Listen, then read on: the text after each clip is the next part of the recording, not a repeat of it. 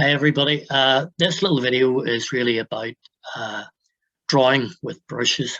Uh, what I mean by that really is that we very often, when we're painting, a lot of people still might draw out with pencil or charcoal, which is all fine, by the way. But when you draw with a brush, when you establish your marks with a brush, it changes everything. So we're going to look at that. It's something that people very often don't do, or maybe are anxious about doing. And just simple things like the difference. We're going to look at the difference between a brush that size, for instance. How do we draw with that compared to, let's say, how we draw with this one? I have some here. This rounded shape one. What does that do that this one doesn't do? This one here, which is flat.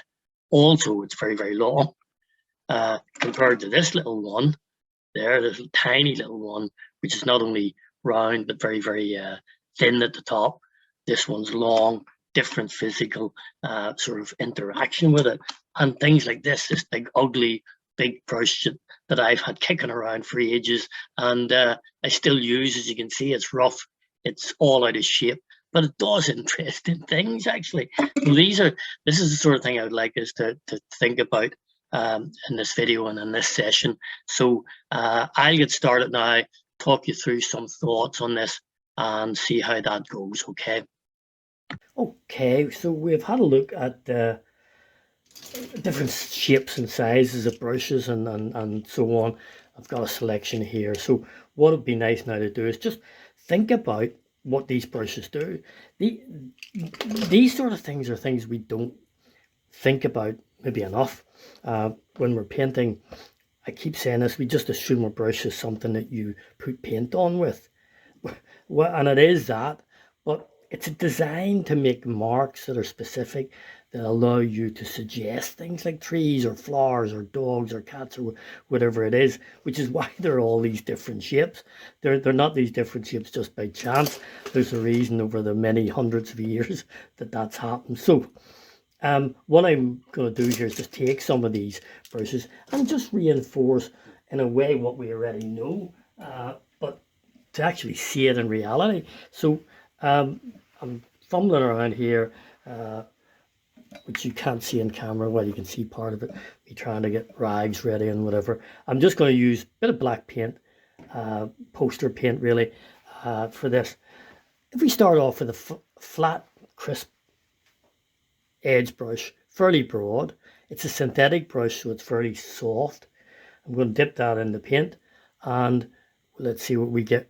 We will, of course, get a crisp edge. As soon as I put that down, that edge is fairly crisp because it's flat. Seems childlike, almost simplicity, but you can see one of the reasons for that is that if I turn the brush around and come back this way, it's a bit easier to get crisp edges to things, or you can see, that when I'm creating our little blocks, so suggesting houses and whatever, it doesn't really matter, but the mark is quite specific. If we turn it on its edge, we will of course get a nice slim thin mark, because we're only like a razor blade, we're only touching the sharp edge. You can see there as I turn it gets broader because the brush changes direction and it slowly becomes thicker as we sweep. So you get these really quite nice gestures there. If I do that like a J shape and so on. So you can create very graceful shapes with the sweep of one brush, or one sweep of a brush if you like. And of course, like all brushes, you can imprint with it. So if I imprint the thin side, as it were, you can see, I hope, and just the way the brush is at the moment, the fibers happen to be splayed out a little bit, so they're making these odd little marks like ducks or something. But I can learn to make that work for me into perhaps trees or whatever it is. And it's the brush is doing that for me. I'm not trying to fill in a tree. So that's just one brush, and this brush is obviously capable of probably a lot more than that, but we're going to move on.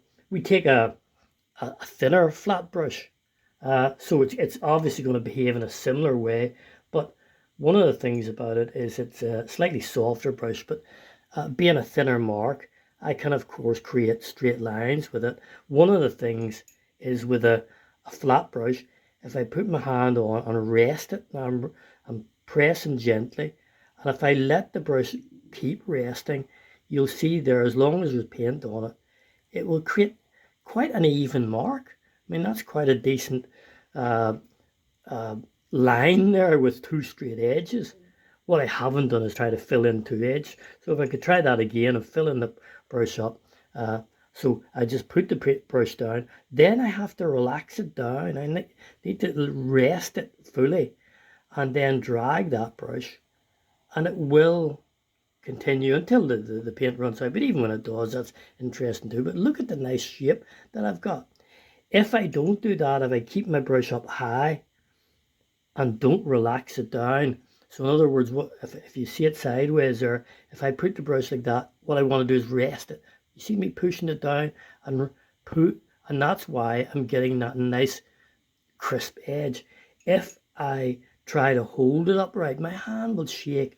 It's it's more difficult. You can see perhaps as I'm dragging that along, there's a little bit more of an agitation there along the sides, whereas that was even because it was almost like an imprint is what I'm doing here.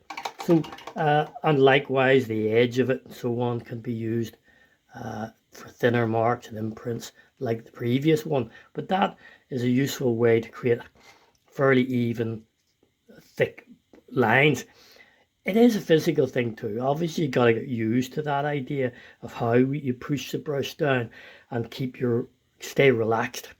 If you don't do it a lot, then your muscles aren't used to this activity, so you are a bit shaky. Your muscles aren't designed for certain, so you may not get a nice crisp shape right away. But if you do it all the time or a lot of the times, you'll find that will work for you. I think we've got enough space here to make a couple more things. Let's turn even to the round brush again. Round, you can see they're pointed at the end. You can see it there. Nice even point.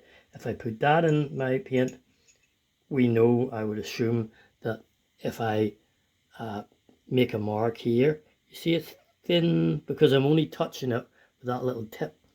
If I do it again, and this time press and relax, press, relax, press, relax, we can create this lovely graceful sort of suggestion. Leaves perhaps, so press and relax. You've got this nice tuft. And you can practice this over and over again. Press and flick like that, and you get this nice teardrop shape, leaf shape, whatever you want to call it, petal shape. Because in theory, if I kept doing that, I could create a nice series of, floral type shapes, whatever. Like the other ones, I can keep it rested down and pull it across. I'll get a straight line, but not maybe with as much control as a square brush, which is understandable because that's not square, that's uneven. And so one of the beauties of the pointed or round brush is that variation. So if I go up here, thin, thick, up, down, thin, thick, up, down, push, relax, push, relax, push, slowly relax, push, quickly relax. You can get all these sort of energetic gestures, very different to the blocks here that we got with a flat brush. But look, think about that. That could be waves, that could be a flower, that could be buildings, there's trees, there's something else there, there's geometric shapes, there's fences and all sorts of using the brush. If I said I want a fence, I want a nice crisp shape with this brush, of course my problem would be that I would have to say, okay, I want a nice straight line there, and then my hand, so I want a fence shape, so I'm painting it, and already it's a bit uneven because I'm painting with an uneven brush, and then I'll have to fill that in to make it look like a solid fence shape, whereas that was kind of ready-made, if you like. So the rounded brush can be a very interesting one too. Imprinting with a round brush, it may be even more interesting because if you see, it splays out in an uneven way. A flat brush will always splay out pretty flat, but this is kind of going in different directions. You can see as I'm doing that, you can probably hear the noise as well. So I can change direction, I can build up fur, foliage. Think about things. If I do it lightly, I'll get different marks. You can see, look at the little imprints I'm making here. Boom, boom, boom, boom. Little even imprints, which can be used for something else. So that is at least some of what a round brush can do, and it is only some. I can flip this page over because I'm filling that up actually. And if I stay with the round brush, this is a bigger round brush, and it's also a hog hair brush, or it's a hard fibered brush, a bristle brush rather than the previous one, which is nylon and soft. So those of you certainly working with oils, acrylics may be using that, although watercolors can use them too. So if I go to this one, you can see what I've done here. I've put paint on it, and I'm taking paint off. So I deliberately don't want so much paint on this brush this time. This is a thick, you can see it there, bristly brush. So if I lightly drag this brush down, hopefully you can see, look, the bristles are making a grainy pattern, which is understandable because there are a lot of, almost like a little comb dragging down there. You see that? Because I didn't put too much paint on. So if I do it that way, and some of you maybe already know this, but very often the technique used for creating the sense of reflections on water and things like that. So you can pull that out of your brush when you need it, rather than trying to paint every single reflection. Let the brush do the work if you can. If I load the brush up with more paint, of course, it's going to give us a heavier mark. But even at that, a bristle brush has a tendency, you can see, to skip. But that can be used to good account. You can work it in and say, no, I want that to be solid, that's okay. But if you take the pressure off, there's hard pressure, solid, slightly less pressure, very little pressure. Look at the different marks that I get simply because I'm leaning with different pressures with this same brush. And also, like the other brushes, it imprints, of course, you can see there. But because it is a bristle hard brush, it doesn't give way so easily. So the imprints are more defined. You see that? You can build up some lovely surfaces with an imprint. And you can go on, I suppose you could say, well, there's a tree there, so you can create all this sort of thing as well with a bristle brush. And with all brushes, another little thing some people do is roll the brush. It's not something that's probably used that much, but if you actually experiment, lay the brush down and twirl it. Maybe you need 2 hands for this, but twirl it all the way like a roller. There's a nice line of trees in the distance there, and that does the trick for you. Then that's good. So there's another series of marks with the bristle brush. I actually have here a couple more just finished with it, because there's so many variations in this, really, but here is a little brush you maybe have seen. Some of you might have one of these. It's cut at a sort of 45-degree angle, essentially designed to help you paint up in the corners. So if I make an imprint like that, sorry, beg your pardon, you see that the edge of that is at 45 degrees. So if I then turn it, then I get a 45 degree that way. I'll do that again because I'm standing up. I'll need a steadier hand for this. So let's do that. Flip the brush around, just turn it over.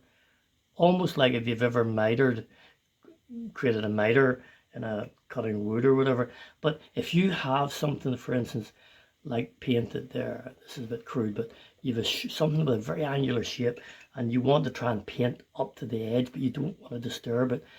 Because this is cut, you can come up into that corner without, and then pull away from the other way. So from the corner out with this brush, it allows you not to necessarily disturb the actual corner of a complicated shape. Okay, so that's the purpose of those. But in saying that, they're quite nice. They're a nice thing for creating a lovely fine line. You can see they're very often very thin, they're cut, you can see here, like a very narrow razor blade, very thin when you pull them together. So therefore, when you hold them up on their edge, they make a lovely line, okay? So, and they can do other things. You know, you'll find out by experimentation. And finally, there's an old brush. I was talking about old brushes that are seemingly useless or seemingly have had better days. And this is one of the cheapest brushes. I don't know where I got it. It's probably some set I've had just for backup brush. Really, really cheap and a terrible brush in terms of art quality. But I'm going to dip it in the thing. You can see. Actually, I don't know if you can see there, but this is all the hair that came out of that brush when I was showing you it there. Look at that. It's crazy. But just to show you that, you know, the oddest of things with apparently no use can create uneven, lovely organic marks. You know, your fingers can make great marks, your thumb, so why not a dodgy old brush? But don't get brushes like this where the hair comes out. Okay, so that's a free tip, if you like. So there's a few things that brushes can do. Think about that and make use of it. What we're going to look at in a moment is the way we stand in front of our paper or canvas or whatever it is, okay? So we'll move on to that next. So one of the things that I've been pushing really is this idea that not only the marks you make with a brush, but where you position yourself with the brush in terms in relation to your surface, okay? And a lot of people still have a habit of staying the same distance from the surface all the time, no matter what they're drawing or painting for that matter. They stay, and hopefully this camera picked it, they stay about this sort of distance, and everything in the world is painted at about, you know, an 8-inch or, you know, no more than 30 centimeter distance. And therefore, basically, if you think about it, you can move a brush in many ways. You can move it this way. You can see that moving in my hands. I'm not moving any other part of my arm here at the moment. You can't see it, but that's it. So the biggest habit I find with people is they draw everything from this distance, and you can see, you'll not see any movement in my arm because I'm doing this with my fingers. So everything's limited to that sort of gesture. If we realize that we can move our wrist, if we want to, we can get back a little bit and move our wrist around. We can move our elbow around a wee bit further, and we can move from the shoulder. You can maybe just see that. You can move, lock out your arm with the whole shoulder. So you have this ability to make all of these different marks. And they each will have its own quality. So I have a little round brush in my hand here. And of course, if I go in, as I'm saying, yes, it can be useful because I can make very intricate little marks. And I don't know whether they're hopefully showing up in the camera here, but little, you know, I can make little fast gestures with my finger movement. And I suppose if I put some more paint on here, I can go back and use the wrist. So if you can see I'm trying to make the wrist the movement. Look at the different gesture, the flowing quality that maybe is different from the first one. And then of course, and this is where I'll maybe use this bigger sheet of paper here so that we can see that to this one. And we'll change the brush just to this flat, broader brush. So if I get right back, you probably put me right out of shot, but that's maybe not a bad thing. And I'm locked my arms out, okay? So I want you to see that I can sweep the entire, size of this piece of paper. So I can make gestures like this and that, and they're lovely sweeping, and they're even because I'm using my shoulder as a rotation, you know, as an axis, if you like, a bit like a pair of compasses, you know, my shoulder.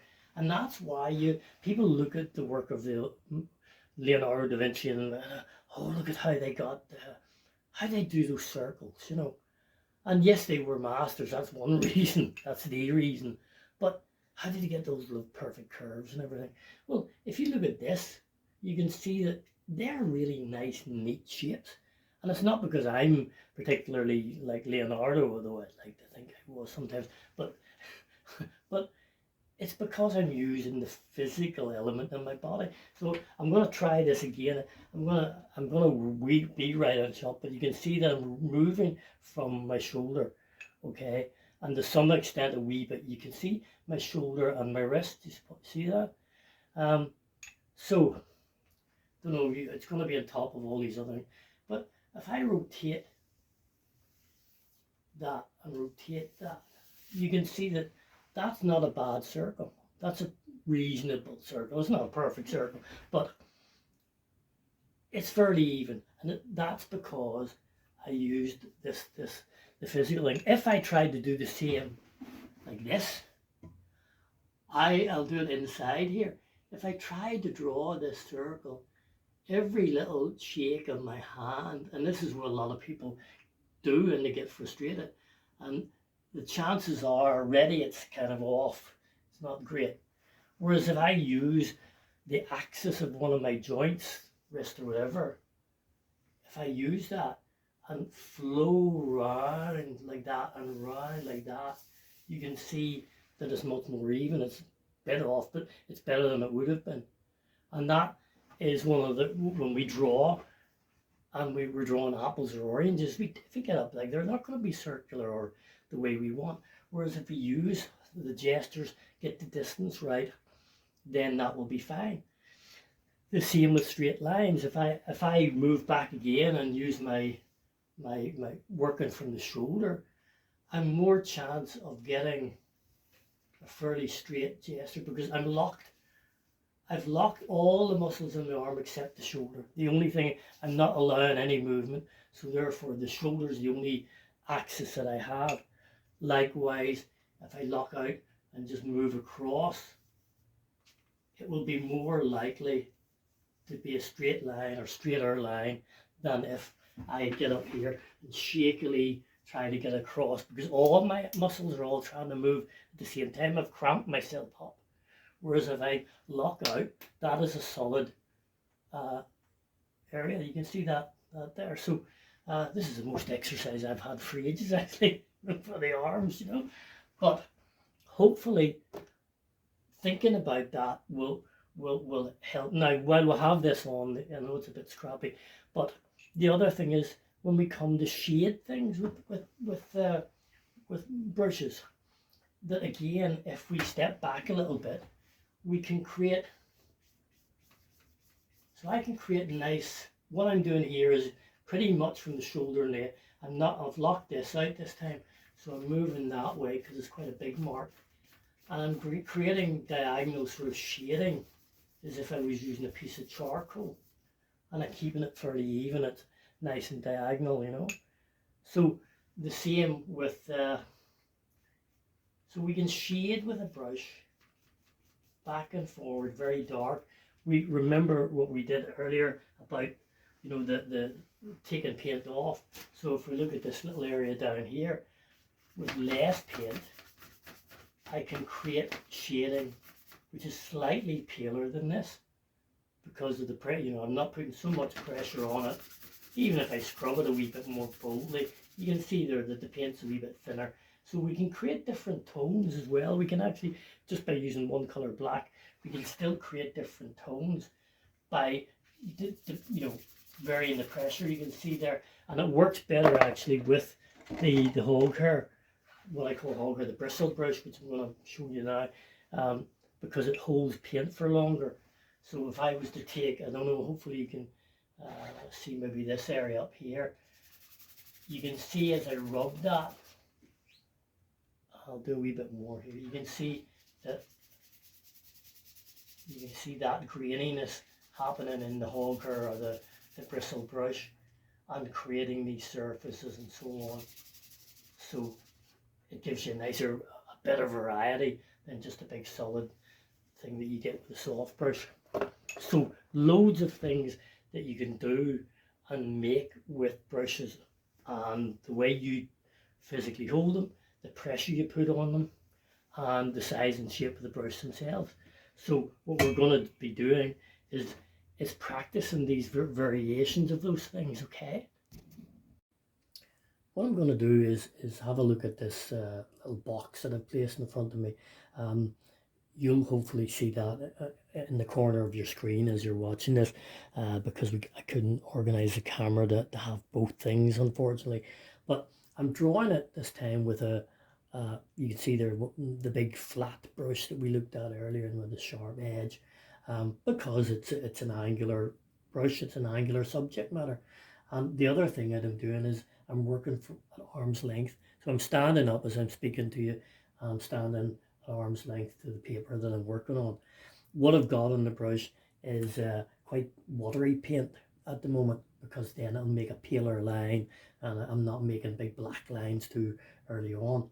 I'm not going to get obsessed about measurements and so on this time around, simply because I would like you to see how I'm painting or drawing with the brush, and the marks that the brush make, okay? So what I'm going to do is I'm going to start by looking at the front corner here. So the thing about the flat brush is if I lean forward and just do that, it makes it a nice, fairly straight line right away because of the nature of the brush. So that means that in that case, if I'm thinking in those terms, I can then get the angles of the proportion of the perspective using the same method. So I can look at my subject, have a think about what I'm seeing, and what I'm doing is as I'm speaking to you, you'll see my hand maybe in shot a wee bit, but I'm rotating the brush to the angle that I believe the line's running. I'm bringing it over and I'm just bringing it to the paper and making a line there, a mark there. And you can see it's running slightly. And then I'm going to rotate it around until I see this line. And I'm bringing it over and making a, sorry, beg your pardon, making a little imprint right there and let that run up that way. So the flatness of the brush, you can see there, makes a flat line. So it gives me some sort of a guideline, okay? Well, what I'll do is, if I make a vertical line here slowly, arm's length, it will be fairly neat, crisp and so on. And I can make another mark there, indicating that running back there. I can make another mark somewhere like this, indicating the direction there. So I can say, okay, well, I maybe want that line coming back here. I want that line running back that way. We've got to decide how far that goes in a moment. This way, we're going across ever so slightly upwards, not very much. And the same with that, running that way. And then we'll let that drop sort of right there, okay? So you can see the crispness of the lines there.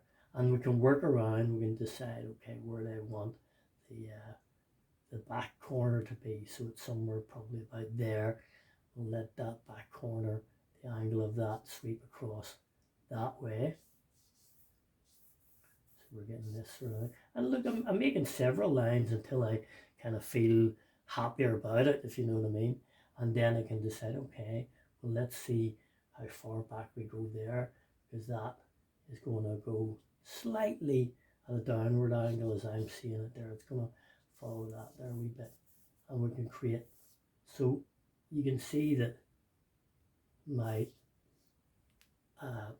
gesture with the brush is giving me those crisp lines, you know, straight sweep. It's a wee bit shallow, straight sweep there, straight sweep there. We can create the inside part of the box and so on. And then we can lightly just scratch over that to indicate the first suggestions of tone. Likewise, we'll just put in, actually that there, that should be a bit further over really, but that back end, and again we know that that is in shadow. So we can use the flat edge of the brush to create the tonal thing. So this is beginning to help us see it more solidly, more three-dimensional.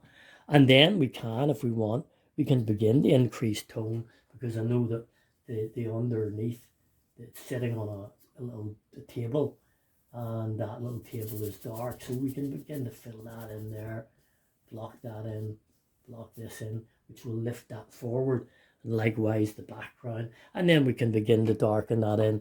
So I'm actually not using white paint because now I'm just realized that's darker than that. So I can maybe say, okay, let's do that. Let's just make a wash across that, get that up into the corner there and there, and make that deeper. So the drawing, the form is being created by a brush, and we're painting right away, you know. We're beginning to create a painting without color. And I suppose you could say drawing with a brush, that's what it is, you know. But it's about the gestures. So this is a hard angular thing. So I'm using a hard angular brush, and I'm using crisp gestures by standing further back. I'm just deliberately making this background a wee bit darker just to see how that changes things there. Look. So you can use the flat side of the brush to get big areas. Sorry, beg your pardon. Tape there. And maybe just that, so we create a crisp line there, a bit more paint.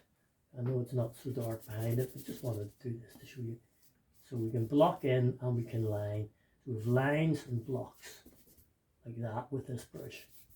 And we can begin to see some sort of form being created, and then we can develop that into painting or whatever. Now what I would like to do then is have a look at something that's not hard and angular but organic and natural and doesn't have maybe such a crisp geometric form. Now the next sort of drawing I want to do really is something that isn't geometric and flat and neat, but is in fact organic and natural. It's going to be an old dried up leaf, okay? So we want to get the characteristics of that. And that's the nature of painting. So if you draw in that way, your paintings are more likely to be like that. So what I'm going to use, I have here, maybe you can see there a round, very soft nylon brush, which has a little point to it. So it's, you know, it's a round, finer brush. I've dug out also another round brush, but this is actually a hog hair brush with harsh fibers in it.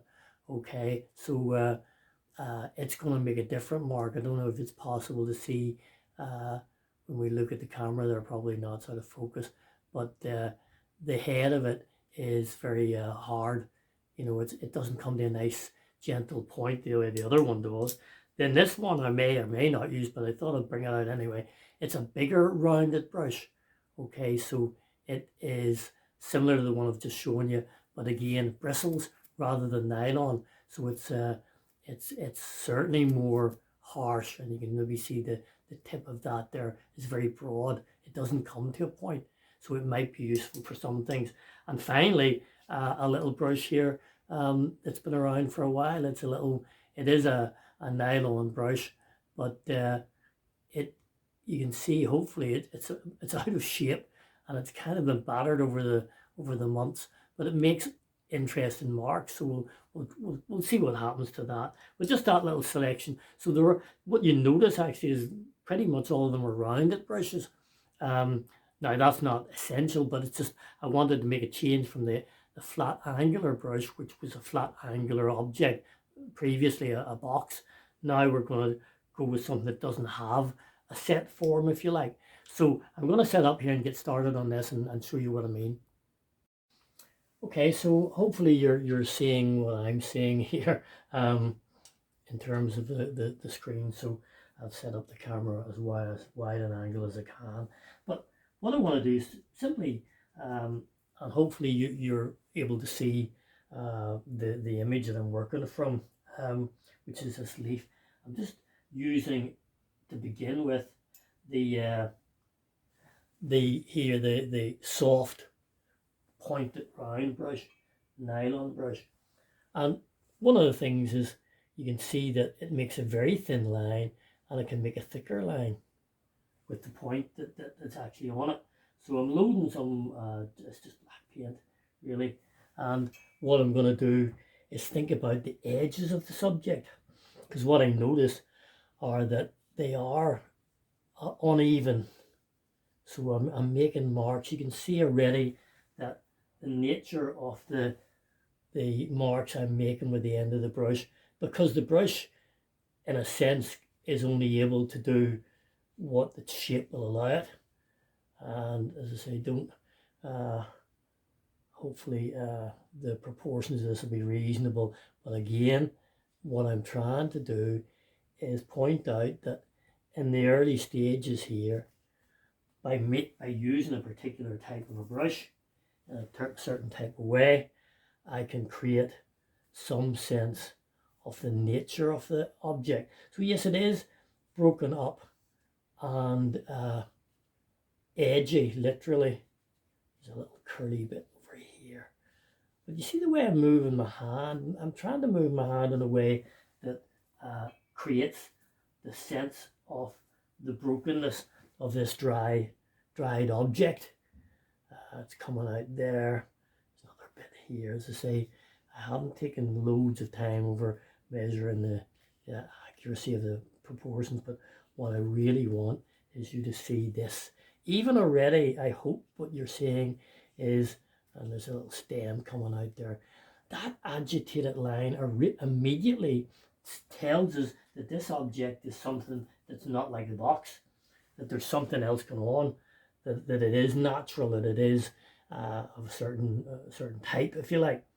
And we can go in there. I'm just noticing there's a little bit of a fold over there. The thing's folded over, and likewise there's a little bit of fold here. And at the moment it's all about line. I'm not really thinking of dark and light or shading or any of that sort of stuff. And even with this little brush, I'm loading it with finish paint, and I might say, well, let's create a don't press very hard here. I'm just up on the tip of that pointy brush there to suggest some of these little lines, And I'm trying my best not to pressurize the thing, because if I press, the line broadens out, as you know. Again, I'm sure I'm not getting these lines exactly as they are, but you can see now there's a little bit more information about the middle of the leaf going in there. And the leaf has been battered around, and as the more I look at it, the more I realize, the qualities in there. And we can start off with that, which is an outline and a kind of to some extent, a wee bit of veins in there. And then I could move to some of these other brushes. So, I'll just try that. I may or may not use them all. Actually, what I want to use is this little one that I talked about, very stubby, broken up one, the one that's a bit dry and has seen better days. Because if I put it in the paint, and if you can see up here, you can see if I imprint it, it makes an odd mark. It doesn't make a very neat line, or because it's splayed out. But in saying that, it allows me perhaps to think about saying, okay, let's get some of the shadowy areas in here. Let's maybe take a lot of paint off it. So you can see there's not much paint on there, but because it's an oddball, sort of a little brush, it's making these battered looking marks. And there's a bit of shadow, I notice, going down that way. So I can put the shadow on this way, we're rubbing it, and I'm beginning to perhaps suggest the texture that's inside the leaf as well. It's just a few marks. It's an interpretation. Of course it's not the same as every single mark that's on the photograph you're hopefully seeing, but what it is I should say, marks that make a statement that say, yeah, there's something rough. That's something that's not perfect and neat and clean and all of that. And you can see as I'm rubbing that what's happening, and that shadowy bit goes way up here, look, And as a painter, if I'm preparing to paint a leaf and I want this characteristic of it being dry and old and battered, this is starting to give me it. So when I get into color and all the rest, if I keep making these marks with my brush the same way, I'm bound to be closer than if I was filling in every little block as if it was a little color by numbers exercise, which sometimes we do that, I'm looking at the other brushes here, I'm just, for a bit of fun, there's that big brush I mentioned there earlier. I don't know if how well you can see that big broad bristle brush.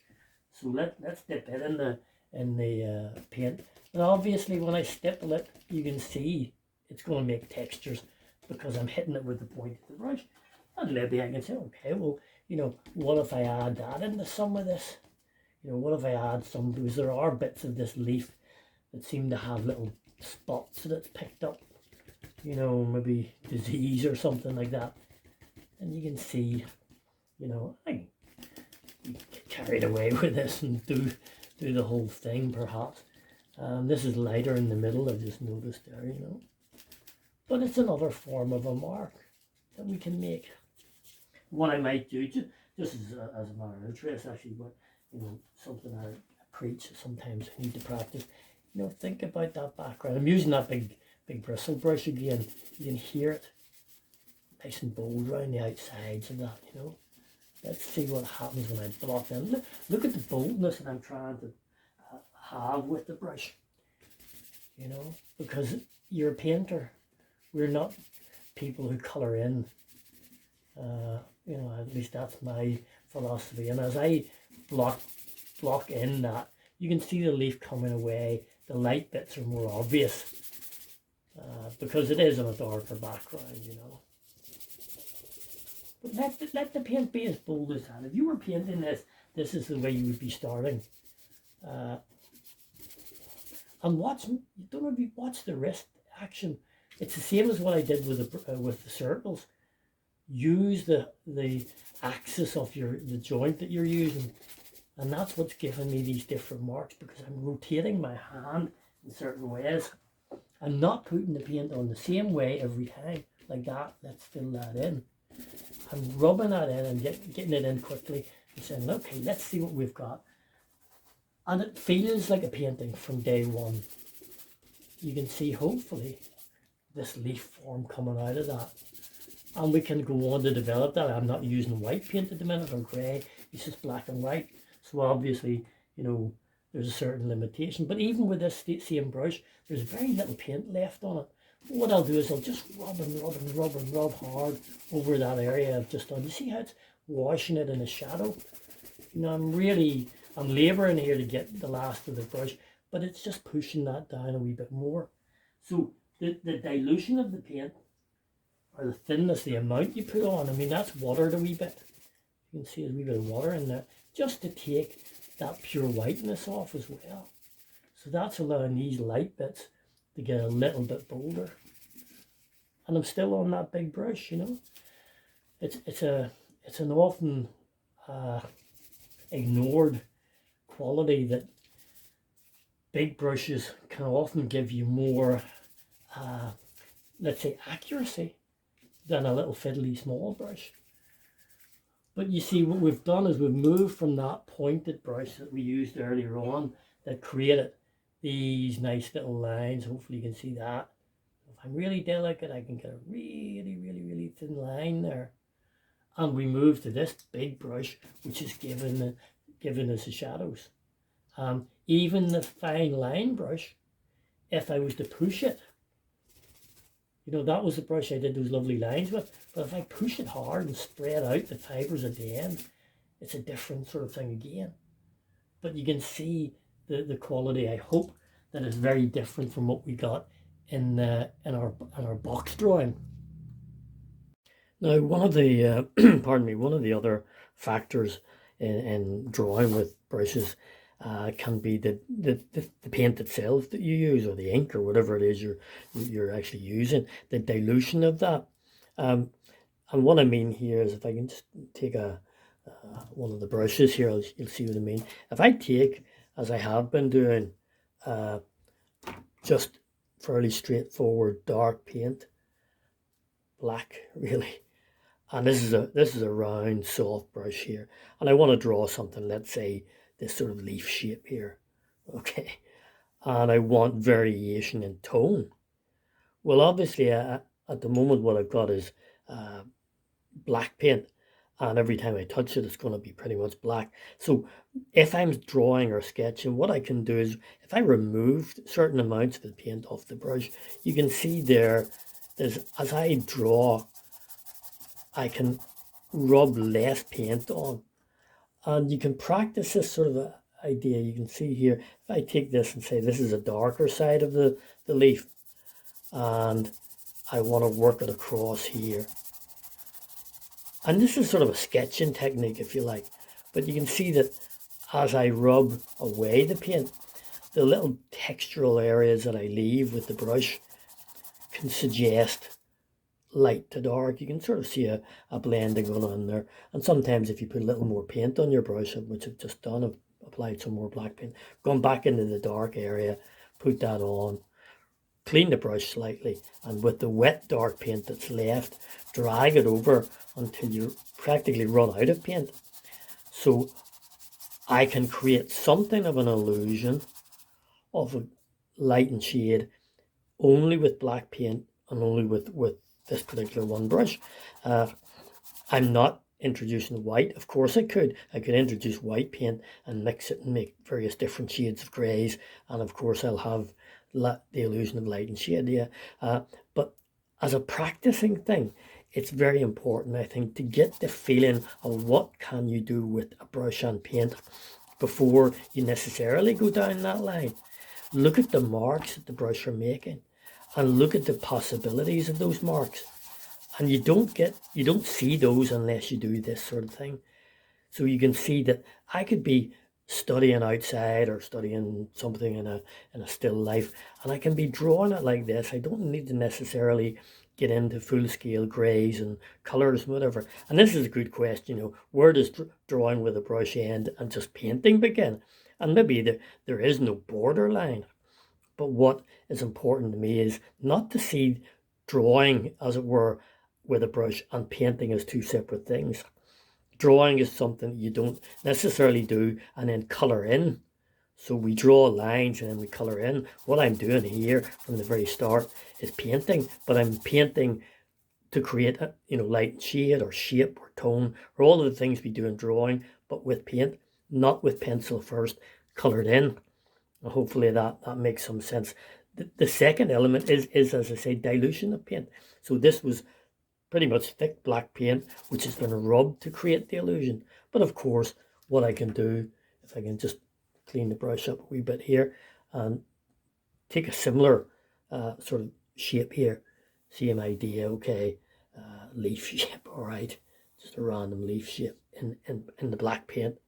But of course, this time, what I can do is say, okay, I'll have the black or the dark side of the leaf here. And of course, then just simply clean the brush. And now we are getting blurring the lines between what we call painting and what we call drawing. Because what I'm doing now is just water. I've just cleaned the brush. There's just a little bit of water left in the brush. And while that paint is still wet, I can wipe the brush and rub the dregs of the water across, merging one to the other. And you can see again, I'm creating some sense of going from light to dark simply by diluting the paint. And those of you who may be involved with watercolor know this is really essentially what we're doing. We're not using white, we're using the water to create light. But there are two ways to suggest light and shade. One is with the paint itself, by physically rubbing it. One is by diluting the paint. And as you know, with watercolors and other paints, if you're fast enough before it dries, you can wipe some of that back and make it lighter. I think that's probably dried out pretty much because it's very absorbent. So we can vary and draw with dilution. What I'm going to do here is even just as a matter of interest, let's create some lines in this leaf. Okay, I'm just inventing this, but look at the marks. This is a smaller brush, by the way, smaller, soft, round brush. I'm just going to could use other brushes that would just make a different type of mark. And you can see there that I'm creating, I'm moving my hand to see what marks I can make with this tool, this brush here. And then wiping the brush, because there's quite a lot of wet paint on there. And I can rub in maybe some bits, maybe make some of those darker on this side, lighter on that side. And you can see that the lines disappear into the shadows on the right hand side, and not so much on the left hand side here, and we're creating this more information, if you like, but yet not with other colors, not with white, but with the marks of the brush itself. One more factor in this procedure is the surface you draw on, or paint on, whatever you want to call it. What we've just done with this little exercise was work on just ordinary cartridge paper. This is a little piece of canvas here, fairly rough. You can hear, I hope, the scratching mark. So it has that canvas surface, slightly like sandpaper, I suppose. And that's the way it's going to pick up the paint, unlike the smooth white paper where the paint skidded across there. What I'm using here is really quite a stiff, I don't know if you can see that, it's a very stiff, there's little movement in that, very short, stubby, stiff bristle brush. So it's really hard. You can see there I'm really having to work to bend that amongst the paint all over my hands as well. But if I put a little bit of black paint on there and start to work that in, just use it and wipe some paint off there, you can see, for example, if I wipe or rub lightly, so I'm not pressing very hard, I will of course get a light mark. If I rub hard, I'll get a darker mark, as long as I've got some paint on the brush. So for example, if I let's create a circle or rounded shape here. Okay, no, not great, but that'll do. And what I'm going to do is vary the tones here. So all I'm doing is, for example, here with more paint and hard rubbing, I'm going to get darker tones, and if I have to, reach across, get some more paint on there. So it's fairly solid and hard because there's plenty of paint and plenty of pressure on this side. Then if I don't put any more paint on for now, at least, now I'm going to run out of paint because the paint's coming off the brush all the time, but if I really rub, the sandpapery quality of the canvas is picking that up, and it's gripping the paint much better than a smooth piece of paper ever would. And therefore you can see, as I keep rubbing and maybe taking the pressure off, it's getting lighter and lighter. Over here I might decide is very hardly any rubbing at all, and then I'm rubbing a bit harder. Yes, there comes a time when I maybe have to reload the brush a bit, but you can see that what I can do is by pressing hard and lightly, I will get variations of light and shade. So I can create the illusion, in this case, of a ball or an orange or a whatever. And that depends on the pressure of my hand and the surface, this gritty surface. You can actually see it there.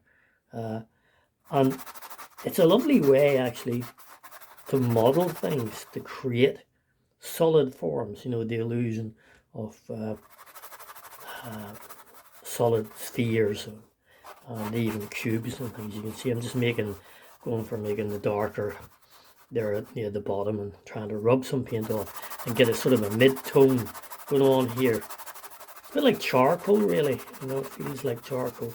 So you have dark, medium, light, and you can see that we're creating this illusion all through the, as I say, the working of the brush.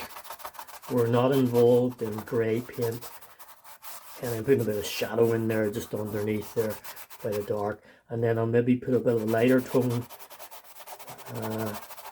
I think this is what they used to call the penumbra, umber and penumbra. I vaguely remember at school something to do with that, but you can see this illusion all with that very stiff brush, because the stiff brush pushes and stands up against the canvas. If I use, for example, that little brush I was using a moment ago, this soft rounded brush, work up here, you can see it's kind of harder because it's collapsing below the pressure. If I work it, yes, I can get it to do what I want. Okay, it just takes a lot more work, whereas this stiff brush, there's more control with it. Okay, so that's the difference. Different tool, different surface, different pressure on the tool, And that allows us to draw from the very beginning with paint. So we're not colouring in shapes that we've previously drawn. We're modelling it like a piece of clay from the very beginning. I hope that that little preview that you've just seen there, those little demos, have just reinforced what I'm trying to get across to you with regards to a workshop and drawing with brushes. Okay, brush is just not the same every time, and sometimes we have a habit of using it the same every time. Whatever shape or size it is, we tend to move it just like we moved it maybe when we're younger in school or whatever. I don't know. But there are certain factors we must vary. One of them is the tool itself, the brush itself. Okay, you've seen there, they can be big, small, the big harsh bristle brushes, scratchy if you like, soft, delicate nylon brushes or sable or whatever, pointed brushes, flat brushes, rounded brushes, brushes that are distorted because they're just old, brushes that have hardened up, that scratch. They all make different marks. That's important. So the choice of tool is critical. The gesture, second thing, the gesture you make with your hand.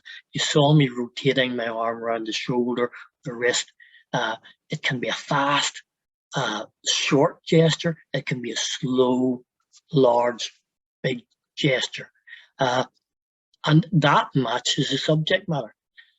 Don't use the same gesture every time. If you're drawing, that's all you know how to do. You can move your hand or your arms whatever way you want. The pressure you put on the brush, do you press hard and rub hard? You rest the brush just delicately? You let the brush trickle down the paper, or do you push it into the paper or the canvas, whatever? And perhaps another one we could add to that is dilution of the paint itself that we use. Is it thick, lumpy paint, or is it thin, watery, dribbly paint? Because that will obviously behave differently in a brush. And there are many other variables probably, including the paper or the canvas itself. If the canvas is rough, then the mark you make will have broken bits. If it's smooth, then it'll make a different mark. The surface you paint on, of course, varies that. So I want you to be aware of all that, but not only be aware of it, but practice that. Break out of the habits you might think you have in the way you make marks with a brush. And if you do that, you broaden your vocabulary, you get a wider range of possibilities.